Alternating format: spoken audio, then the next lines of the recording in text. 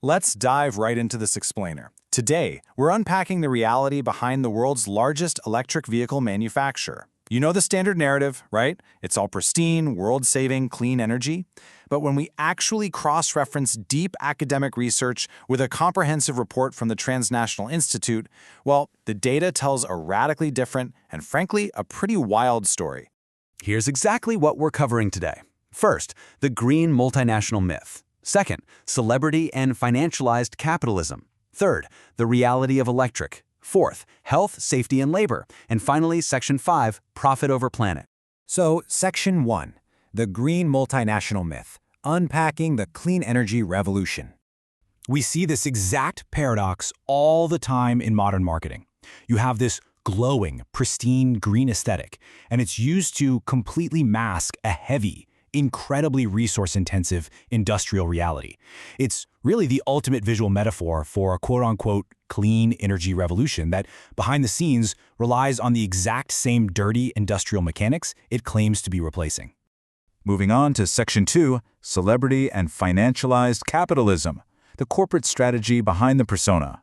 Now, this concept from academic Augustine Ferrari Brown is actually fascinating. He calls it celebrity management. Basically, the idea is that a billionaire CEO's public persona isn't just some accidental quirk, it's a very deliberate corporate tool. By staying constantly in the spotlight, they can smooth over any systemic contradictions at the company, literally using fame to drive the company's financial logic forward. And you know, this strategy is wildly effective right now. As commentators like Drew Vrathi point out, this persona captures the undivided attention of millions of retail investors in the stock market, maybe even some of you watching. The CEO essentially functions as a one-man marketing department, generating a massive amount of hype that directly inflates the stock valuation. Which brings us to a very famous talking point, the $0 salary.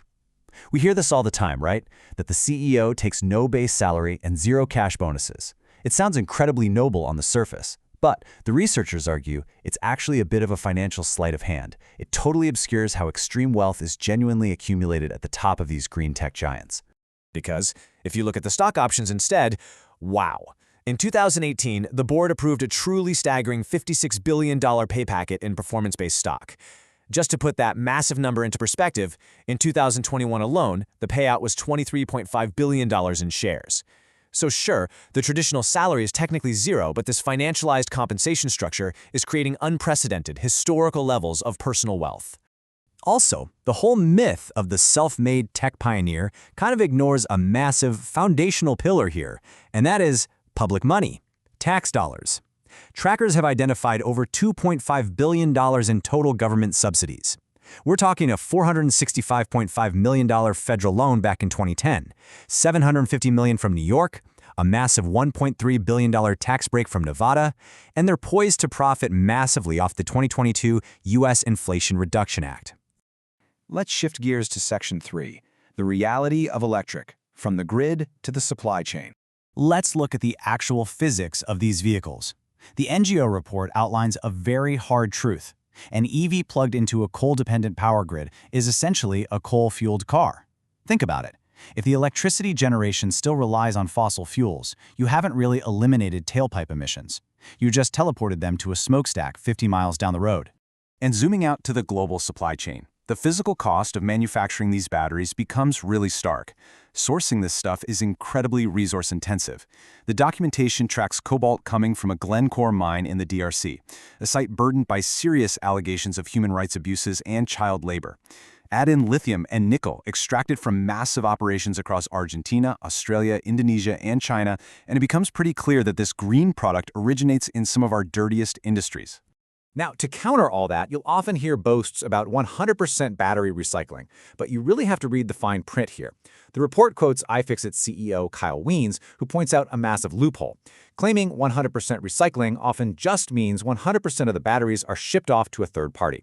There is a profound lack of transparency regarding how much material is actually recovered or where that material ultimately ends up. Section 4, health, safety, and labor, on the factory floor.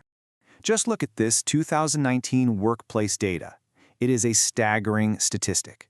The company amassed 3 times the OSHA safety violations of its top 10 competitors combined.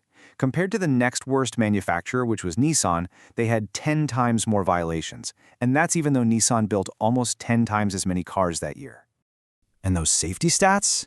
They track with a long, documented timeline of labor disputes. Regulators found the company failed to properly record workplace injuries back in 2015. By 2017, a court ruled they illegally fired a union organizer. Jump all the way to February 2023, and workers in Buffalo allege 18 employees were fired during a union drive, alongside complaints of workplace surveillance so invasive it was actually tracking their keystrokes. Beyond the workforce itself, there's a heavy local environmental toll. In a bit of dark irony, this green manufacturer has faced hundreds of thousands of dollars in fines for air pollution. That includes a $275,000 EPA fine for failing to clean air filtration systems in Fremont, which literally resulted in chemical fires. Meanwhile, over in Germany, their Brandenburg factory expansion faced massive opposition because it was projected to consume 30% of the entire region's water supply. Which brings us to our final section, Section 5, Profit over Planet, the true driver of the transition. Synthesizing all of this data, the Transnational Institute report arrives at a pretty striking conclusion. They argue that green capital basically uses its environmentally friendly halo to prioritize financial returns above all else. True decarbonization isn't driving the business. Rather, the business is driving a financial model. They are actively dictating the pace of the energy transition to ensure it never ever hampers their own bottom line. So that leaves us with one final, provocative question based on the sources we've looked at today. We've seen the myth, the massive public subsidies, the incredibly dirty supply chains, and the harsh factory conditions.